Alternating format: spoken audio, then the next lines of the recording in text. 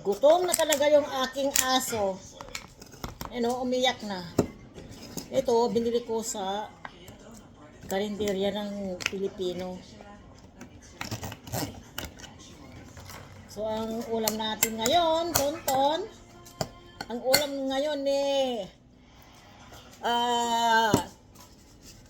tuntuliko ng aking alaga ay kalderita. Dudurugin ko na lang yung para magkalasa yung ayan. Oh, diba? Wow, so yummy tonton. Ang dami mong almusal kisa sa akin. Aba, tonton Ayan, umiyak na.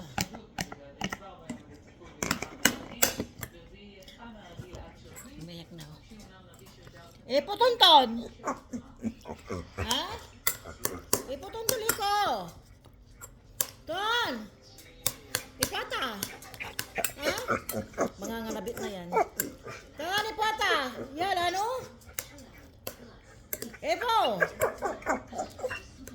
Ipata. Lagyan ko ng konting asin. Ayan. Ton. Po. Ipata. Ton, halika dito. Halika dito. Mga ngalabit. Ton. Ipata. Halika dito. Aray ko. Nangalabit na talaga siya. Manis, matutuli ko na. Gutom ka na. Gutom ka na. O, ayan marami ka pang inalmusal kina sa akin. Wow. O, diba O, diba? Halika na. Jai. Dito ka sa gilid para hindi ka, ay! Oh!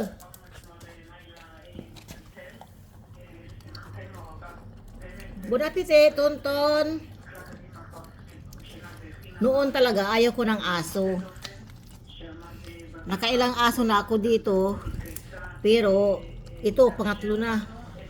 So, ngayon, nung dumating siya sa akin dito, mga bibi, pero ito yung nagustuhan ko at maamo na super cute. Tapos, ito talaga, itim siya. Itim ito. Bakit naging brown? Tapos, tignan nyo yung mukha, parang may salamin na dalawa. 'Di ba? Tapos, ang linis-linis. Wala siyang amoy. Malinis yung kanyang balahibo. Tapos, yung dito niya, malinis lahat. Tapos, ang bait-bait. Marunong umintindi ng Tagalog, Ilocano, Pangasinan, English, tsaka Hebrew. Kinapun yan. Sayang nga, wala siyang breeding. Siguro pag hindi ito kinapon, inuwi ko na to sa Pilipinas. Ayan. Nana-istorbo ko eh. Sige na, kain ka na.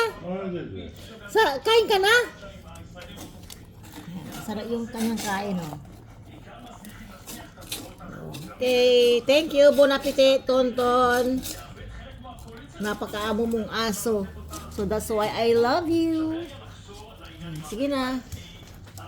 Saka na lang tayo makipagpintuhan, okay? Kasama ka, okay, tonton? Sige na, kain ka na, Sirin. Bye. Bye. Bye na.